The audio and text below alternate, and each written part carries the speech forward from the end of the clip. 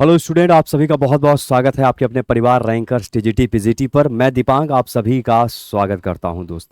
और हम बात करने वाले हैं कि बहुत बार ये देखा गया है कि प्रेगनेंसी के दौरान बहुत बार देखा जाता है कि बच्चे की मृत्यु हो जाती है। इसके पीछे का बहुत बड़ा कारण भी हो सकता है। और इससे संबंधित जो सवाल हमने देखे हैं, जो मुझे लगता है कि आप सभी को बताना चाहिए, तो आज हम उस क्वेश्चन को यहाँ पर देखने वाले हैं एक बड़े ही बेहतरीन तरीके से, बेहतरीन अंदाज में बड़ेलाल। तो चलिए सबसे पहले हम बात करेंगे यहाँ पर। सबसे पहला सवाल आपके बीच आ चुका है, जवाब देने का प्रयास करिएगा। सवाल क्या है, ध्यान से देखिएगा बाबू। सवाल कह रहा है कि जो गर्भ होता है, गर्भ में शिशु की मृत्यु होती है जिसको स्टिल बर्थ कहा जाता है।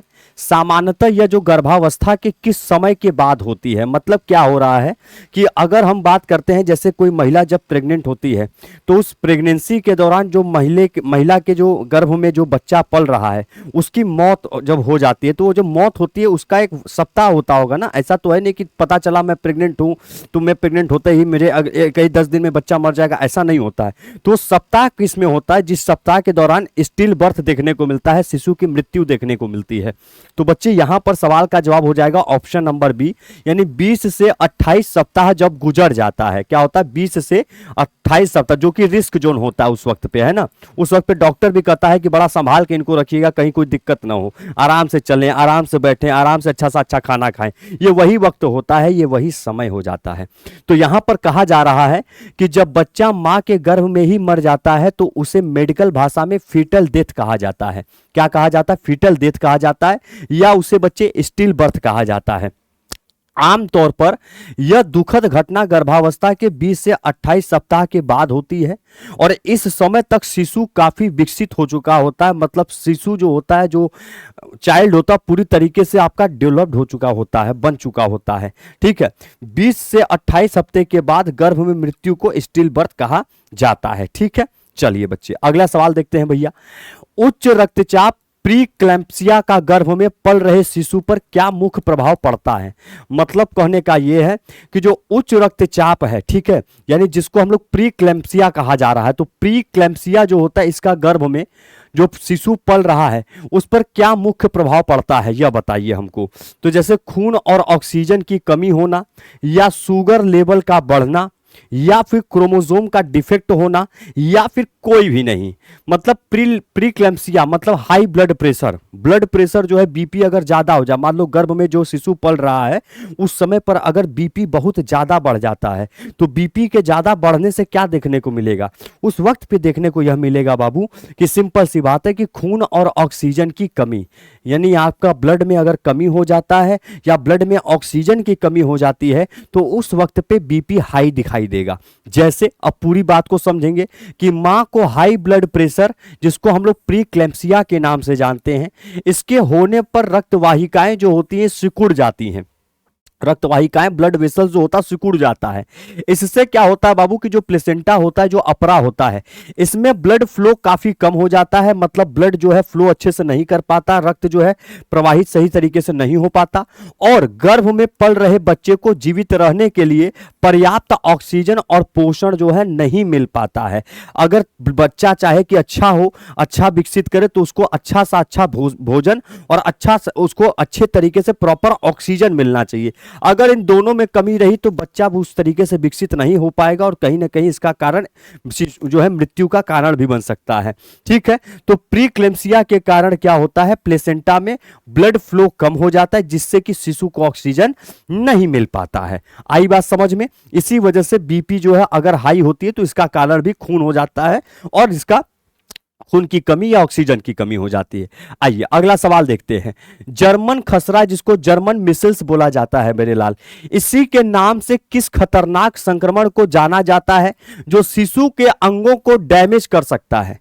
शिशु के अंग को, मतलब जो मां के गर्भ में बच्चा पल रहा है, जो बच्चा बन रहा है, उसके जो अंग होंगे, जैसे हम लोगों के अंग हैं, हाथ है, पाव है, हृदय है, लंग्स है, आंख है, कान है, नाक है, ये सब जो अंग है, वो अंग जो है कहीं ना कहीं किस बीमारी के होने से, मतलब जो कह रहा है कि हाँ, जर्मन मिसल्स के नाम से किस खतरनाक संक्रमण को जाना जाता है जिसके होने से शिशु का जो अंग है वो डैमेज हो सकता है। तो वो आपका बीमारी पूछा जा रहा है, इसमें से क्या हो जाएगा। तो यहां पर अगर देखा जाए तो जवाब में होता है रूबेला। क्या हो जाता है बच्चे, रूबेला हो जाता है। देखिए इस तरीके से आक्रमण करता है रूबेला जो है, कहां आक्रमण करता है अभी बताते हैं। जैसे रूबेला को जर्मन खसरा या जर्मन मिसल्स के नाम से भी जाना जाता है। गर्भावस्था के दौरान जो रूबेला होता है ये टैक्सोप्लाज्मोसिस और सिफिलिस जैसे खतरनाक इंफेक्शन सीधे प्लेसेंटा को पार कर सकते हैं और ये संक्रमण शिशु के अंगों को, ऑर्गन्स के विकास को रोक देते हैं। विकास को क्या करते हैं, रोक देते हैं, विकास नहीं करने देते और उन्हें स्थायी रूप से क्या कर देते हैं बच्चे, डैमेज कर देते हैं। यानी कि अगर रूबेला की बात करें या टैक्सोप्लाज्मोसिस की बात करें, ये ऐसे संक्रमण होते हैं अगर ये अटैक करेंगे तो अटैक करने पर जो बच्चा होगा, जो शिशु होगा, उसका जो अंग होगा वो बेहद कहीं ना कहीं उसके लिए खतरनाक साबित हो जाता है। ये बात याद रखिएगा। और ये अटैक कहां करेगा, तो प्लेसेंटा पे अटैक करेगा। कहां अटैक करेगा, प्लेसेंटा पे अटैक करता है, मतलब अपार पे अटैक करता है। ठीक है, अच्छा अगला सवाल, यदि अपरा जो प्लेसेंटा है समय से पहले ही गर्भाशय से अलग हो जाए तो इस स्थिति को मेडिकल भाषा में क्या कहते हैं। अगर प्लेसेंटा मेरे लाल पहले ही अलग हो जाए, क्या हो जाए, पहले ही अलग हो जाए गर्भाशय से, तो भैया उससे हम क्या कहेंगे, उस समय पे उसे किस नाम से जाना जाएगा।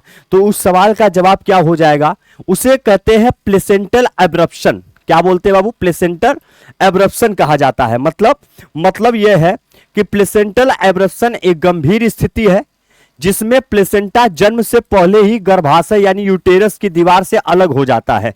इस तरीके से क्या होता है, अलग हो गया इस तरीके से। ठीक है, जब इस तरीके से प्लेसेंटल एब्रप्शन हो जाता है, मतलब जो आपका अपरा है पूरी तरीके से मां के गर्भाशय में अलग हो जाएगा। उसके बाद तो इसके कारण जो शिशु होता है उसको मिलने वाली जो ऑक्सीजन है और ब्लड की सप्लाई है वो तुरंत बंद हो जाती है। अब अच्छा, यहीं से इसको ब्लड मिल रहा था, ऑक्सीजन मिल रहा था, लेकिन जब ये बच्चे अलग हो जाएगा तो इसको ना ब्लड मिल पाएगा और ना ऑक्सीजन मिल पाएगा। और जब यह दोनों मिलना बंद हो जाएगा तो कहीं ना कहीं उस शिशु के लिए जानलेवा साबित हो सकता है। मतलब जो कि जानलेवा साबित होता है। प्लेसेंटा एब्रप्शन में प्लेसेंटा अलग होने से ऑक्सीजन सप्लाई अचानक रुक जाती है और फिर जब रुक जाती है तो शिशु का मृत्यु हो जाता है। तो यह भी एक कारण होता है कि आखिर प्रेगनेंसी के दौरान शिशु की मृत्यु क्यों होती है। ठीक है, अच्छा उसके बाद अगला सवाल, गर्भनाल अम्बिलिकल कॉर्ड से जुड़ी किस समस्या के कारण शिशु तक ब्लड फ्लो रुक सकता है। यह बताइए भैया, इस सवाल का जवाब क्या होगा, अम्बिलिकल कॉर्ड से जुड़ी किस समस्या के कारण ब्लड फ्लो रुक सकता है। अगर आपके अम्बिलिकल कॉर्ड में, गर्भनाल में अगर कोई समस्या है तो उस समस्या के कारण जो ब्लड रुकेगा, है ना, ब्लड फ्लो जो रुक जाएगा वो किस समस्या के कारण रुक सकता है। तो यहां पर इसका जवाब हो जाएगा दोनों ए और बी। ए और बी का मतलब यहां पर हम बात कर रहे हैं नाल का गर्दन में फंसना या नाल में गांठें बन जाना। अगर आपके नाल में गांठ बन जाता है या फिर नाल में क्या होता है, गर्दन बच्चे का फंस जाता है तो इस तरीके की समस्या देखने को मिलती है। मतलब कि भाई अम्बिलिकल कॉर्ड शिशु की लाइफ लाइन होती है। ठीक है, यदि यह शिशु की गर्दन में बुरी तरीके से फंस जाए या बच्चे की हलचल के कारण इसमें गांठ बन जाए तो ब्लड फ्लो ब्लॉक हो जाता है और इससे शिशु दम घुटने से मृत्यु हो जाती है। देखते होंगे पिक्चरों में भी बाबू कि जब कभी शिशु का जन्म होता है तो उसमें आपने पिक्चरों में देखा होगा कि डॉक्टर के टीवी में दिखाता है बच्चा जो है मांसपेशी, मतलब वो अम्बिलिकल कॉर्ड से इस तरीके से लपेटा हुआ होता है, उसके चारों तो अम्बिलिकल कॉर्ड लपेटा रहता है ना, और उसी लपेटान को खोला जाता है, फिर धीरे से बच्चे को बाहर निकाल दिया जाता है। और उसी लपेटान में अगर गर्दन उसका फंसा हुआ है या उसमें जो अम्बिलिकल कॉर्ड उसमें अगर गांठें आ गई हैं, है ना, गांठें बन गई, इस तरीके से गांठ बना हुआ है, यहाँ पे मोटा मोटा 2-3 ठो गांठ बना हुआ है, तो उसको खुलने में हो जाती है मुश्किल और फिर उस तरीके से ऑक्सीजन उसको मिल नहीं पाता और फिर उसका दम जो है घुट जाता है। ठीक है, क्लियर। अगला सवाल, डाउन सिंड्रोम किस प्रकार के कारण जो है अंतर्गत आता है। डाउन सिंड्रोम एक बीमारी होती है, यह किस कारण देखा जाता है बच्चे, तो याद रखिएगा कि यह जन्मजात आनुवंशिक दोष होता है। ठीक है, डाउन सिंड्रोम जैसे विकार जिसमें क्रोमोसोमल प्रॉब्लम होता है, जीन में गड़बड़ी के कारण होते हैं ये। ठीक है, इन जन्मजात दोषों को कॉन्जेनाइटल इफेक्ट या कॉन्जेनाइटल डिजीज भी कहा जाता है, जिसके कारण शिशु के महत्वपूर्ण अंग जो होते हैं वो सही से विकसित नहीं हो पाते, जिससे गर्भ में ही मृत्यु का खतरा बढ़ जाता है। आई बात समझ में, मतलब शिशु का अंग विकसित नहीं हो पाता है अगर कहीं ना कहीं जीन में अगर दिक्कत होती है। जैसे जीन इस तरीके से लगा हुआ है, अगर इस जीन में कहीं ना कोई डिफेक्ट देखने को मिले, कोई ना कोई इस क्रोमोसोम में डिफेक्ट देखने को मिल गया तो उसके बदलाव के चक्कर में उसका अंग पूरी तरीके से विकसित नहीं हो पाता है। ये बात भी आप लोग ध्यान में रख के चलेंगे, जिसको क्या कहा जा रहा है, डाउन सिंड्रोम कहा जा रहा है। गर्भवती महिला की कौन सी आदतें जीवन शैली शिशु के विकास को रोक सकती है?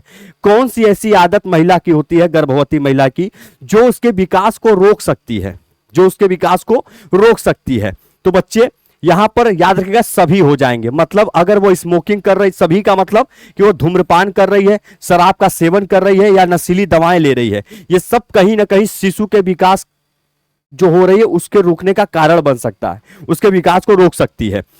तो स्मोकिंग करना, अल्कोहल करना, ड्रग्स का सेवन करना, यह गर्भावस्था में जहर का काम करता है। इन पदार्थों के हानिकारक टॉक्सिन सीधे प्लेसेंटा को पार करके शिशु तक पहुंचाते हैं, जिससे बच्चे की ग्रोथ जो होती है वो रुक जाती है और जान का खतरा पैदा होता है। बात समझ में आ गया? तो यह तीनों चीजों का सेवन महिलाओं को नहीं करना चाहिए, समझिए। वैसे तो किसी को नहीं करना चाहिए मेरे हिसाब से।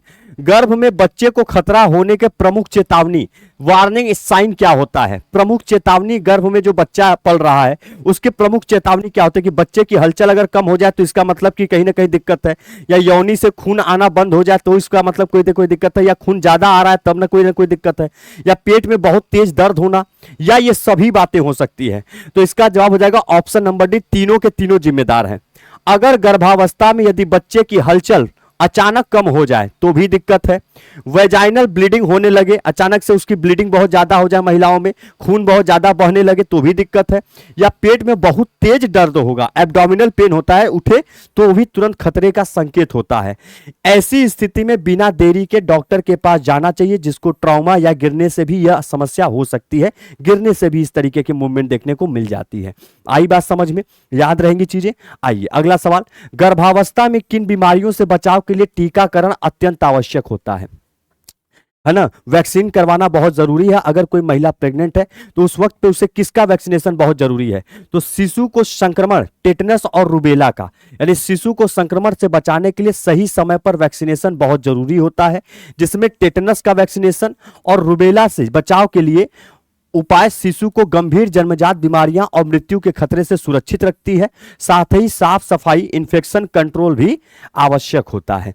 ये रहा था भाई आज से जितने भी सवाल आपने देखे, ये आपको महसूस हो गया होगा, मालूम चल गया होगा कि आखिर मृत्यु का कारण बच्चों का क्या होता है गर्भाशय के दौरान।